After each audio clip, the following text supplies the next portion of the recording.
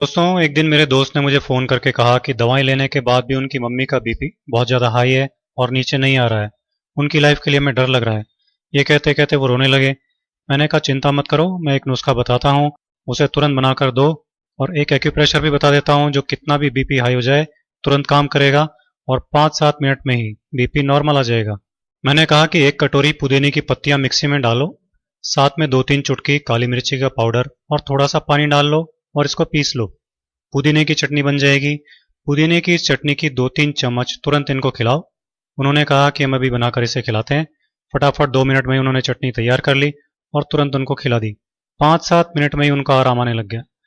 तब वो मुझसे कहने लगे कि पुदीने की चटनी कभी कभी हम खाते हैं, पर ये इतनी ज़बरदस्त दवा है हमको मालूम नहीं था। मैंने कहा कि ये घरेलू नुस्खे बहुत तेज़ी से काम करते हैं और बनाने और यूज़ करने में भी बहुत आसान होते हैं, लेकिन बस हमको इनके बारे में मालूम नहीं होता। नेचुरोपैथी और आयुर्वेद में इसको बहुत ऊंचा स्थान दिया गया है।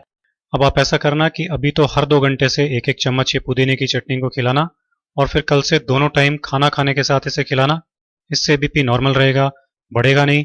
इससे पेट भी साफ रहेगा और गैस भी नहीं बनेगी, क्योंकि पेट की गड़बड़ी और गैस से भी कई बार बीपी हो जाता है। तो अगर इनको इसकी वजह से बीपी बढ़ रहा होगा तो वो प्रॉब्लम भी हमेशा के लिए खत्म हो जाएगी। मैंने उनसे कहा कि ज़रा कपड़े सुखाने की 4 चिमटियां ले आइए ताकि हाई बीपी का एक्यूप्रेशर भी कर दें। वो चिमटियां ले आए। मैंने एक चिमटी उनके बाएं हाथ की बीच की उंगली में लगा दी और दूसरी चिमटी उसी हाथ की सबसे छोटी उंगली में लगा दी। इसी तरह से तीसरी चिमटी उनके दाएं हाथ की बीच की उंगली में लगा दी और चौथी चिमटी दाएं हाथ की सबसे छोटी उंगली में इस तरह से लगा दी। मैंने उनसे कहा कि जैसे ही आपको अनईजी लगने लगे तो आप बता देना, इनको उतार देंगे। 5 मिनट बाद ही उन्होंने कहा कि अनईजी लग रहा है।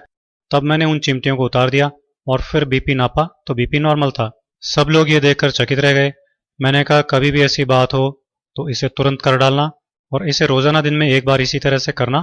बीपी हमेशा नॉर्मल बना रहेगा, जान का खतरा भी नहीं रहेगा। सबकी आंखों में आंसू थे, लेकिन वो खुशी के आंसू थे, क्योंकि उनकी माँ की जान अब खतरे से बाहर थी। तो दोस्तों, आप भी हाई बीपी के इस बेहद आसान इलाज को यूज कीजिए, अपनी लाइफ